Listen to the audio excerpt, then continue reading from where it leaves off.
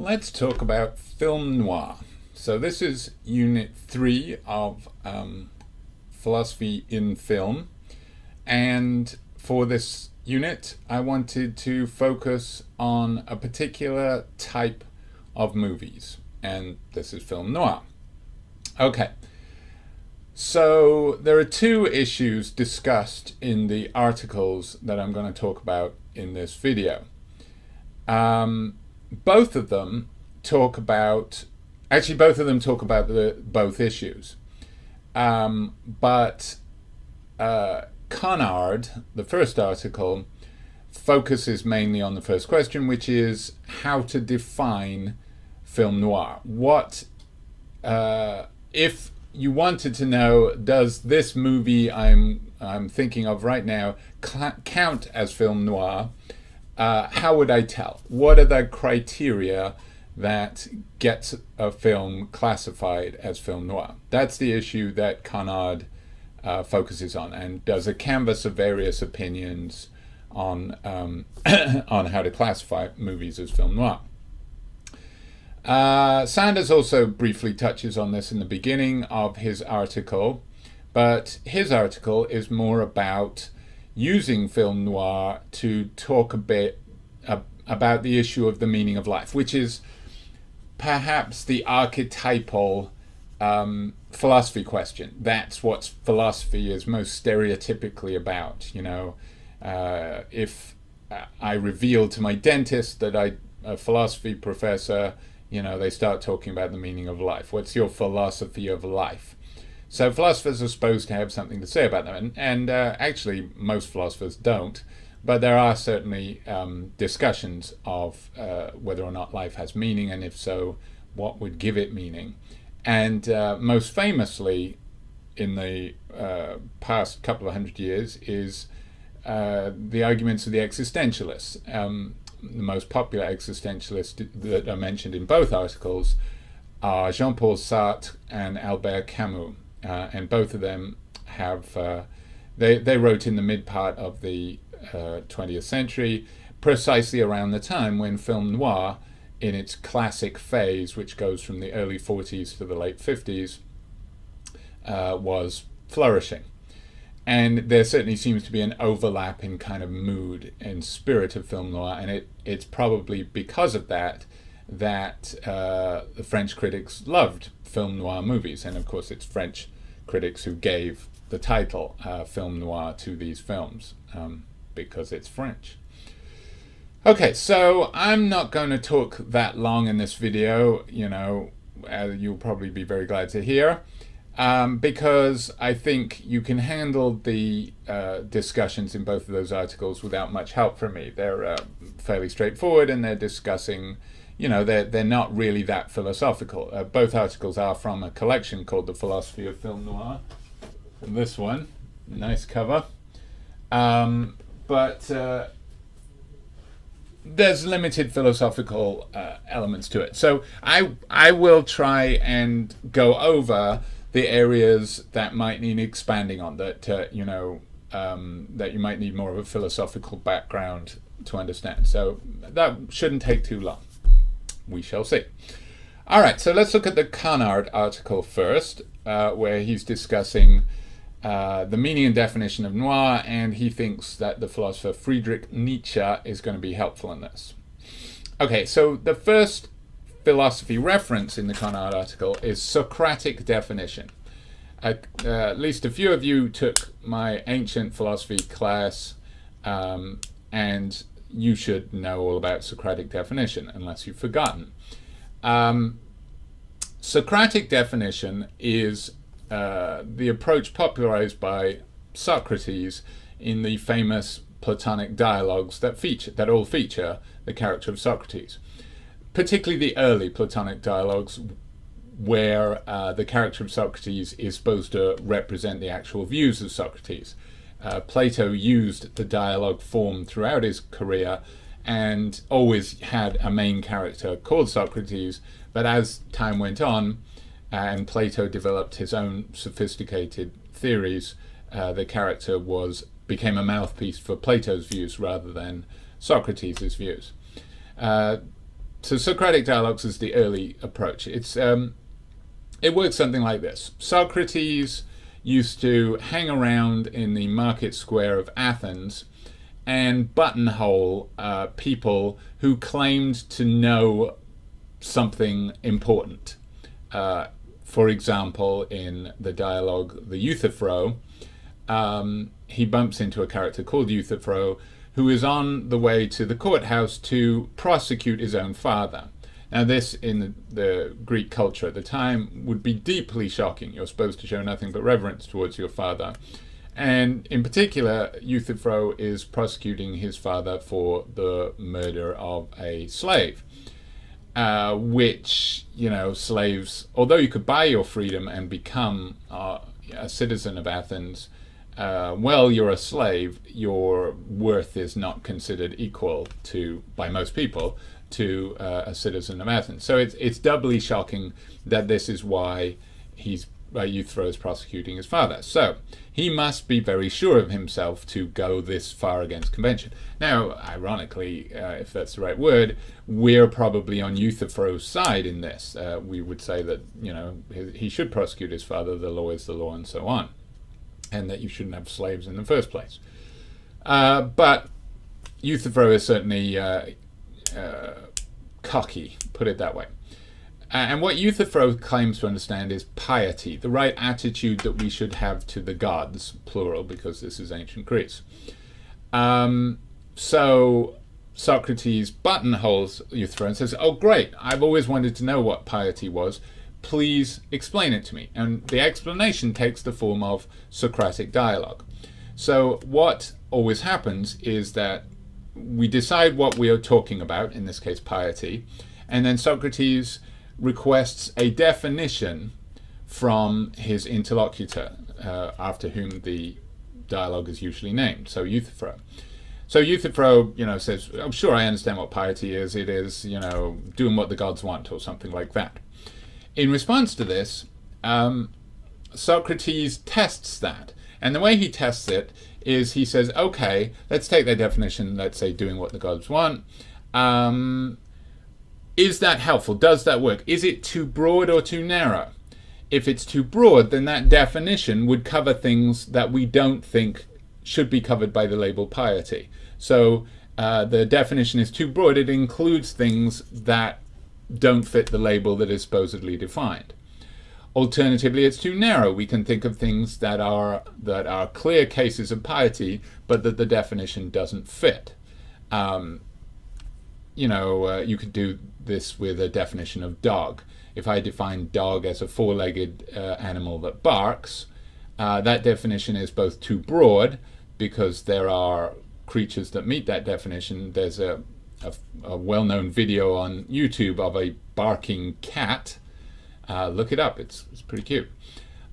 Which is a four-legged animal that barks, but is clearly not a dog. So the definition of four-legged animal that barks is too broad. It includes things that it shouldn't. It's also too narrow, because you can have barkless dogs. Basenji is a breed of dog that doesn't bark. You can have the bark removed from your dog, and I recommend it, even though some vets won't do it. And also you could have three-legged dogs. If your dog loses a leg, it doesn't cease to be a dog, it becomes a three-legged dog. So clearly the definition is both too broad and too narrow. Now, in all the Socratic dialogues, the same thing happens. We never arrive at a definition, and some people take that to indicate that you can't. Most concepts that we use can't be defined. That's sort of the pessimistic or skeptical conclusion. Socrates himself doesn't claim to hold that view, but certainly people have taken that moral from the Socratic dialogues. And it looks something like the moral that Conard is going to arrive at. Because what Socrates is looking for in his definitions is the essential features of whatever it is being defined. So what we're interested in this case, is the essential features of film noir. Now, if they're essential, that means that every movie that counts as an example of film noir must have them. And without them, you can't be a case of film noir. But it turns out that just about anything you suggest there's going to be a movie that people say, oh no, that's classic film noir, but it lacks them. So, for example, a femme fatale is certainly a feature of a lot of paradigmatic film noirs. So, of the movies that I've suggested, Out of the Past has got it. Double Indemnity has got it in spades. You might say Sunset Boulevard has it. And of the neo-noirs, The Last Seduction absolutely has a femme fatale. So this is a character who, and The Maltese Falcon has one as well. This is a woman who lures the main character, who is male, to do something bad. In the example, they talk about a movie that I didn't include, which is The Postman Always Rings Twice, which got remade with Jack Nicholson, who was fond of doing neo-noirs, where, and this is common, the woman wants the man to murder her husband, to kill her husband. And if you... something like this happens also in Blood Simple, a great one of the new movies that I suggested, the first Coen Brothers movie. So it's a very common feature, but you can certainly think of films that seem to be examples of film noir that don't have this feature. For example, The Asphalt Jungle, or Pickup on South Street, which isn't in the movies I suggested, but is certainly included in most lists of film noir if you look them up. So it looks like if you say having a femme fatale in the movie is an essential feature of film noir, most people are going to reject that, because there are a lot of movies that people say are film noir that don't have that feature. Now, you can have a back and forth. You can have the people who bite the bullet and say, no, it's got to have femme fatale, so therefore Pickup on South Street and The Asphalt Jungle are not film noirs. That seems a bad approach to take. I mean, those certainly seem to, most critics would say that they count as such. Okay, so what then? Well, you can see that there are lots of suggestions. For example, on page 9 of the Conard article, Hirsch suggests that film noir is a genre. Now, a genre is like Western or horror movie or something like that. And he suggests that the features of a genre that make make a movie a member of a genre are things like narrative structure and plot.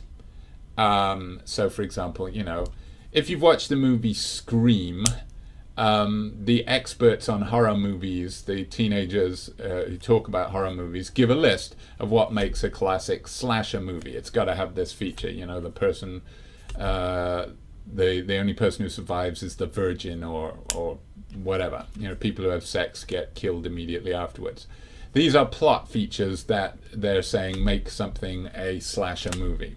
Okay, so what are the plot features that make a film noir if it is a genre?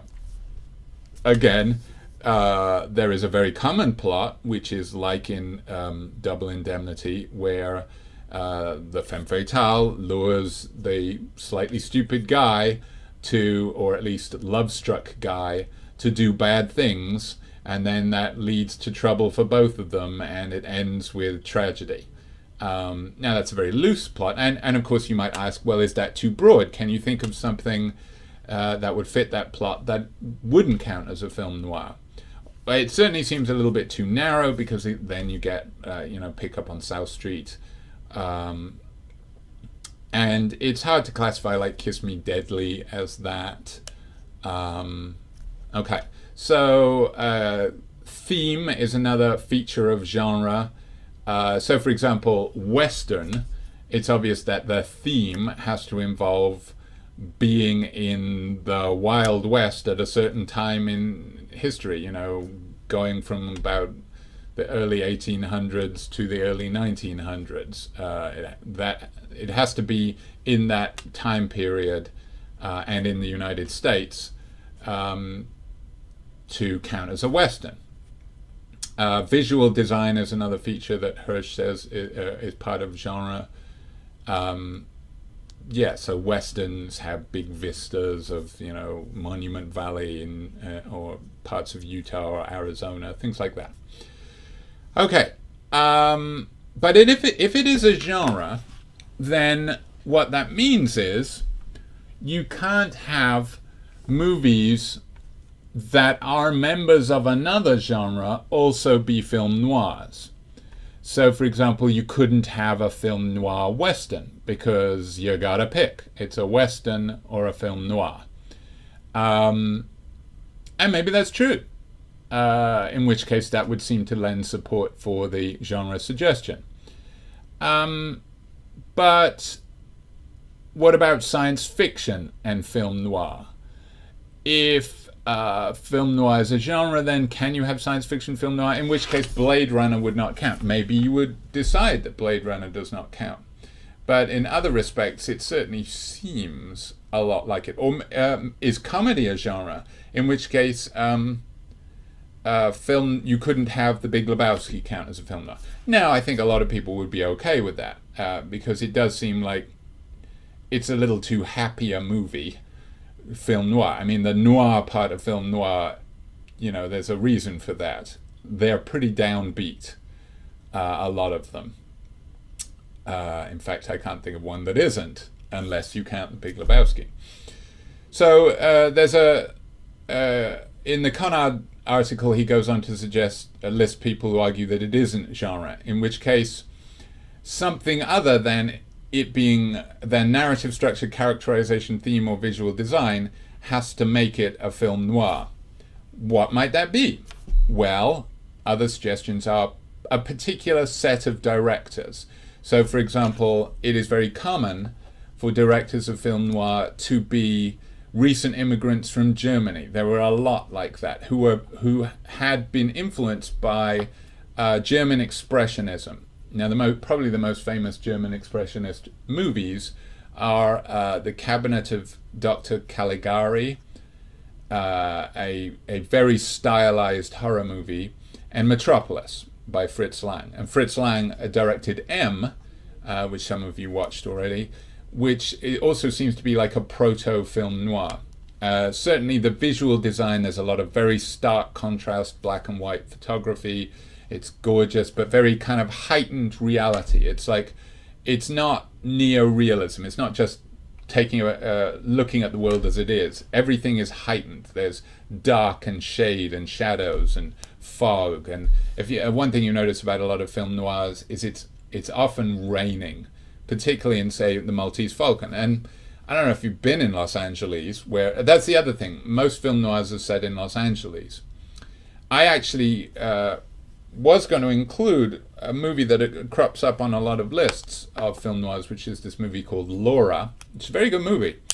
But I didn't think it really fit film noir, even though a lot of people ranked it there. And part of the reason for that is it was set in the East Coast, and it just didn't have the film noir feel to it. And there were some other reasons too. But Los Angeles seems to be very common, and if not Los Angeles, then San Francisco, or both. Like DOA includes both Los Angeles and San Francisco. Having said that, though, you get, if you look at Blood Simple, it's set in Texas. But other than that, and also The Last Seduction is an East Coast thing, or at least it starts on the East Coast and moves to the Midwest.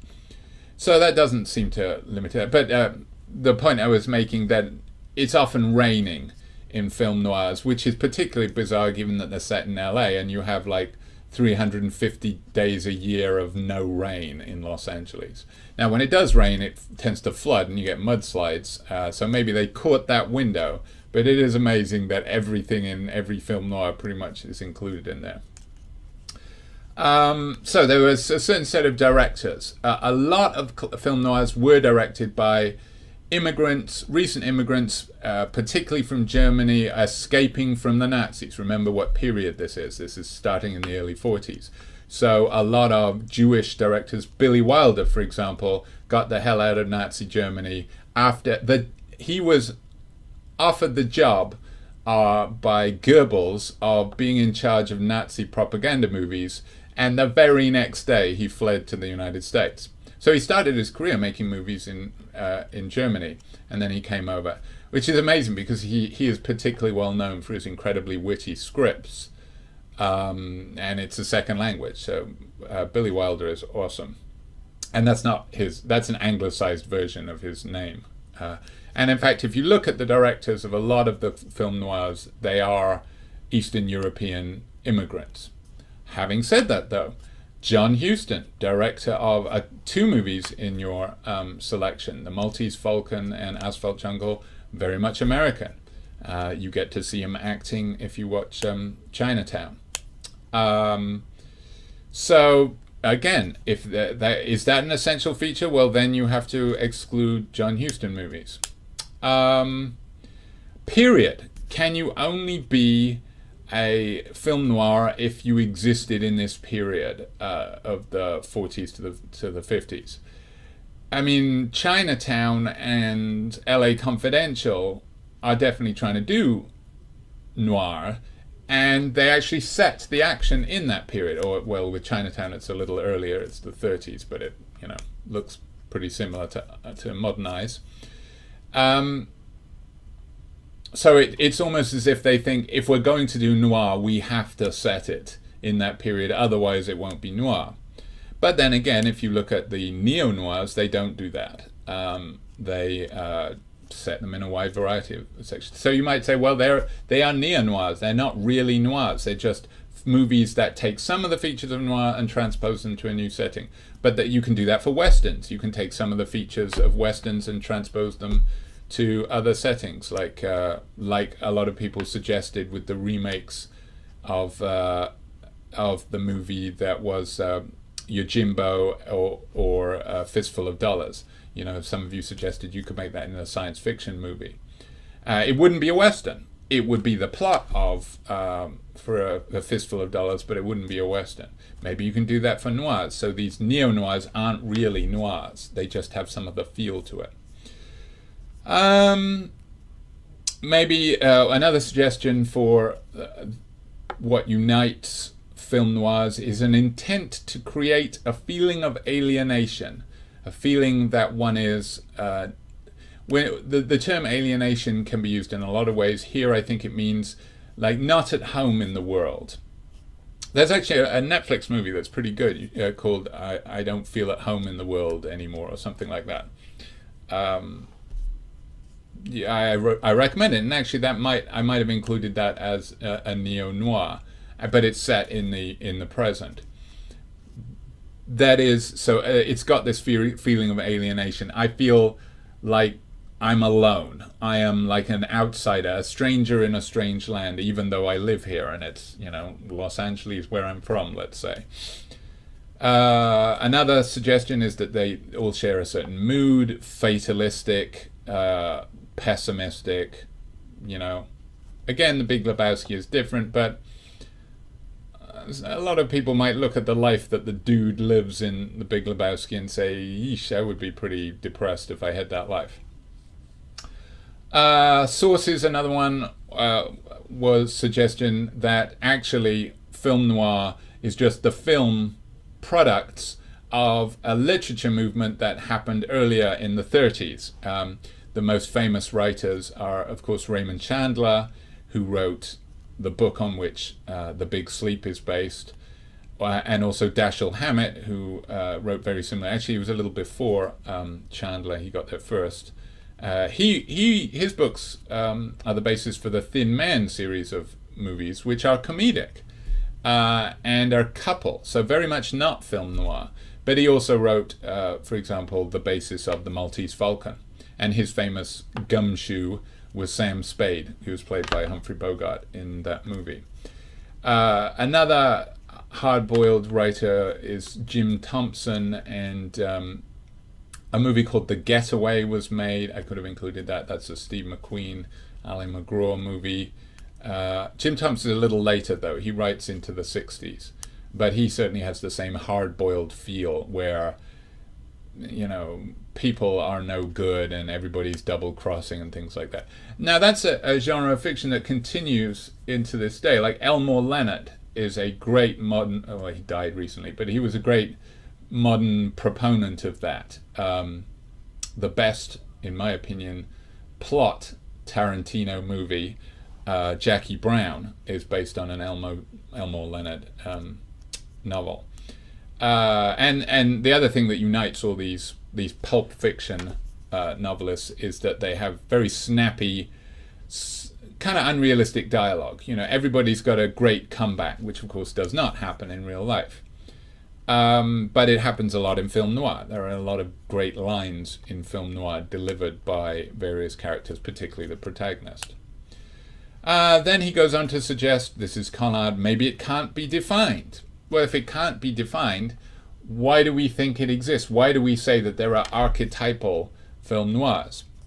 Well, you could say, okay, what we mean is there's a certain cluster of movies that we're going to just say those are film noir, and then film noir is anything that resembles those, which is why there's no essential features of film noir, because you could say something could resemble the Maltese Falcon by having a femme fatale in it and being set in Los Angeles, but not these other features. Whereas another film over here could resemble it by having a quest for what is now called a MacGuffin, trying to get something of value, and a lot of double crossing. But so the films that are both like the Maltese Falcon don't actually share anything in common with each other. So maybe that's why we can't specify essential features. Conard gets a bit fancy and brings in Nietzsche at this point. Now Nietzsche, he says, has what's called a flux metaphysics. Again, you guys who took the ancient philosophy, see if you can remember Heraclitus, the guy who famously said, or at least is famous for saying, whether or not he actually said it, you can't step in the same river twice. That is, there's no stability to true reality. Reality appears stable. We look at things that seem to last over time. We look at rocks that appear to last. Stonehenge, the pyramids, they seem to last for centuries. But actually, if you knew the true level of reality, they're more like a river. We would say a river lasts forever, but once you know the nature of the river, it's perpetually new. There's no thing that lasts. It's just a constant flow of different water. And reality is like that. So Nietzsche had this view. So he suggests that we have a yearning for stability that lasts across time, but it's illusory. There is no such thing. So Nietzsche is most famous for saying God is dead, which means that what he was saying is that you've got to reject the idea that there is this one constant lodestar of existence that we can turn to and say that's constant and that explains things, and that is a sort of beacon throughout the change that exists. There is nothing like that. Nothing exists, not Plato's forms, which are supposed to be eternal and unchanging, not God, nothing like that. So there's no stability in the world, which of course means that we've got nothing to cling to. We've got nothing to point to say, that always, whatever we do, that always makes sense, like the North Star, that always guides us the way. There's nothing like that. And once you acknowledge that, it means that you can't assume that your life has a purpose, or that there's a plan. There is no plan. Things just happen. And there's not even a persistent me throughout time. I think of myself as the same person as my parents still have pictures of me as a baby, and they say that's you as a baby, and that we have this notion that there's a self that persists through time. So it really is the same person, me as the baby, me now, and so on. People like Nietzsche deny that. Say no, that you don't even continue to exist through time. So acknowledging that is a severe blow to our values, our sense of our place in the world, and so on. And Conard essentially argues that film noir is a response to this realization. There is no God, there are no values, there's no good and evil, there's just people, and people are mostly rotten. And, we're all headed towards the grave. There's a French film by Louis Malle that has a great title, Elevated to the Gallows. And that's basically describes our condition, the human condition. We're headed for a hearse is another, I think that's a hard-boiled novel title. Titles like that reveal that basically, as the writer Samuel Beckett said, we are born astride the grave digger waits with his forceps. Life is shit, and it's over quickly. And film noir is supposed to be like a wake-up call, wake up you. That's why the French found it kind of refreshing, As I said in my write-up, before the war, there's a lot of patriotic movies, there's a lot of movies by Frank Capra where things work out all right, whereas during the war and after, in this film noir period, you suddenly get movies where it's not going to end happily. There's no happy endings. Nobody gets out alive. Nobody wins. Everybody's tainted. Life is shitty.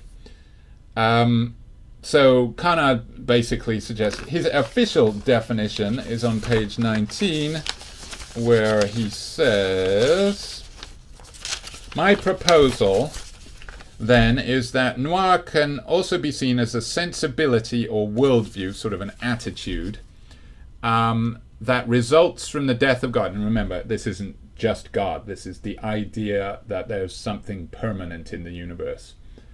And thus that film noir is a type of American artistic response to or recognition of this seismic shift in our understanding of the world.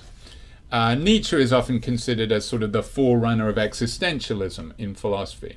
And we'll talk about existentialism now because Sanders certainly brings up existentialism in his discussion of film noir and the meaning of life.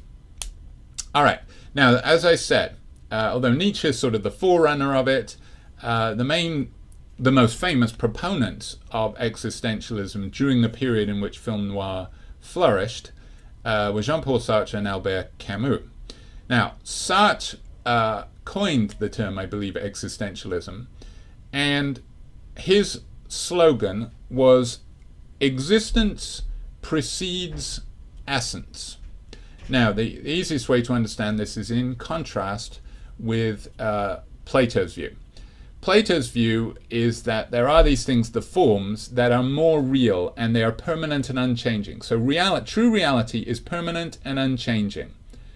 Like God, there's sort of, people often call them like Platonic heaven, where the forms are supposed to exist. But the true reality is permanent and unchanging, and philosophy is about getting to that. And ideally, a Socratic definition will reveal the essential features of the forms. So, according to Plato, there's essence, there's the true nature of things that has always existed, and then you come into existence. So the essence of reality precedes your existence in the world. You, being human, are transitory. You will come into existence, you will go out of existence. But true essence is above that and beyond that and precedes that and will exist after it. In contrast, says Sartre, following from Nietzsche's view that God is dead, that there is no unchanging reality, he says, our existence precedes essence. There is no essential nature to reality that is unchanging. So our existence comes first. We are thrown into a world without meaning. And then if we are to find meaning in it, it will be one that we must create. So our existence comes first, and then it's our job to make our lives meaningful. So what they reject is this sort of Christian or Islamic or Jewish idea that God comes first, God has a purpose for you, and then he creates the universe to meet that purpose. On that view, our lives have meaning and purpose because there was something that existed before us that made us for that purpose. So of course, however our lives turn out, it was for a purpose. Our lives are meaningful. Whereas according to Sartre, our lives are only meaningful insofar as they have meaning to us, insofar as we make them meaningful. But there is nothing, we're not here for anything, we're just here. We just happen to exist. It's just the same to the universe if we'd never have existed. Universe doesn't give a shit. So that's the existence precedes essence idea. Now, there is an important difference between film noir and existentialism. What they share in common is that it's rather a pessimistic view, and certainly, Camus said that the main philosophical question is why shouldn't we kill ourselves, which is not the happiest of thoughts. So there is this sort of when you talk about existentialism, it carries a kind of a negative, pessimistic connotation to it. Now, I'm sure Sartre would have rejected that absolutely, and Camus too, to a certain extent. But there is a key difference. But film noir certainly shares that. A lot of the film noirs, it's kind of relentless. People are seeking something, but they're never getting it. All right, so Camus is famous for saying that life is absurd. Now, in the video that I've also put up from a previous class I did, I explain Camus Nagel, who Sanders references in his article. Camus Nagel is a contemporary philosopher who gives his own view of the absurd that perhaps is clearer than Camus, because Camus never really defines exactly what absurdity is. But he famously, here's the closest you can get to it. He says humans are sort of hardwired to demand meaning, to look for meaning in the world. But the sad thing is, there is no meaning in the world. Nothing in the world can provide what we want. So we are constantly striving for something we can't get. We will never be satisfied.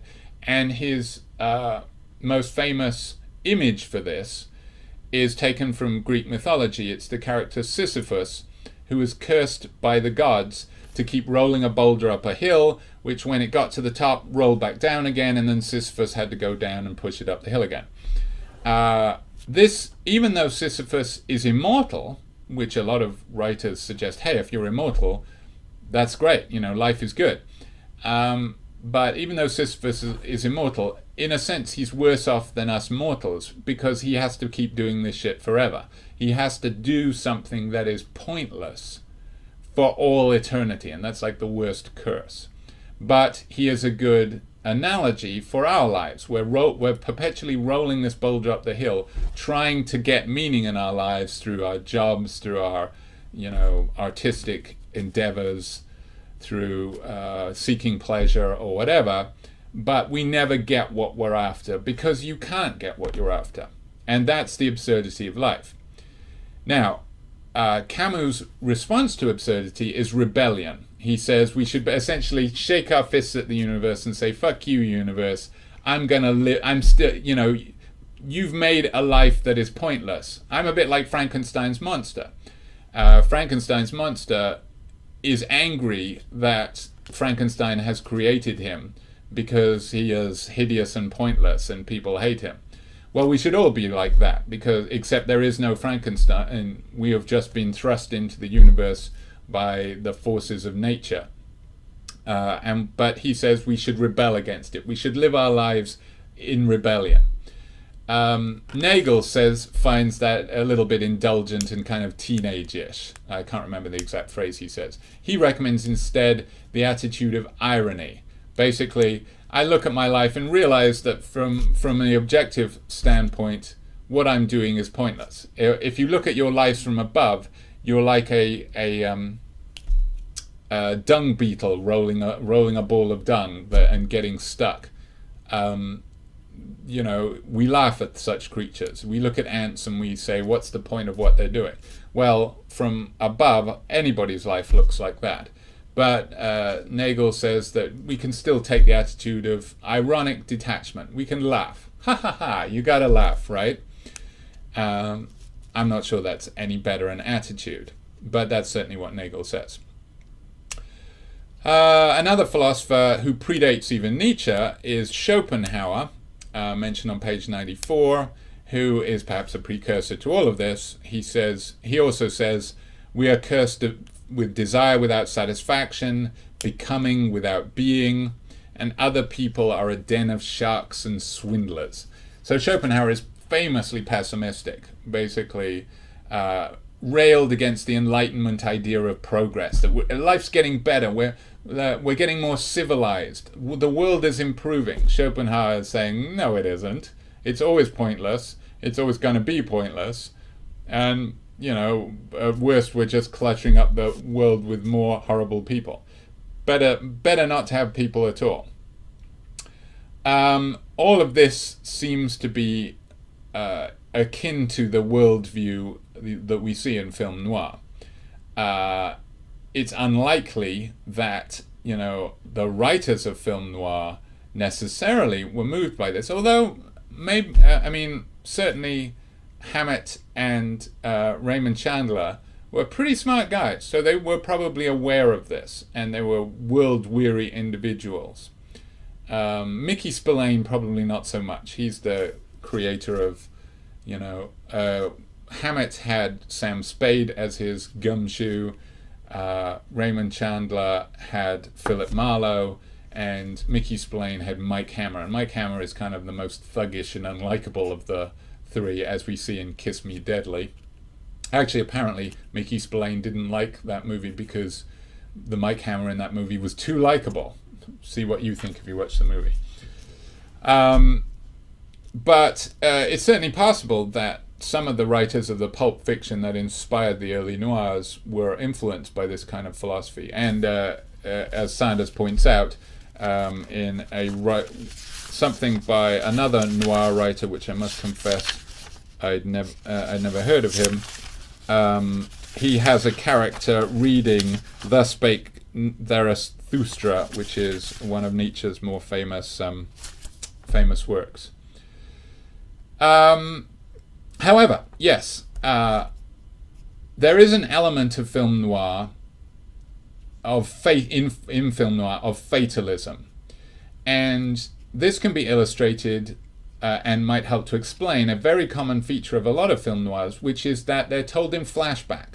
That there's these sort of bookends where they start at the end, and then they flash back until they go back to the beginning. A classic example is classic examples are the two Billy Wilder movies. Double Indemnity starts with the main character stumbling into his office and basically telling the story into a recording device.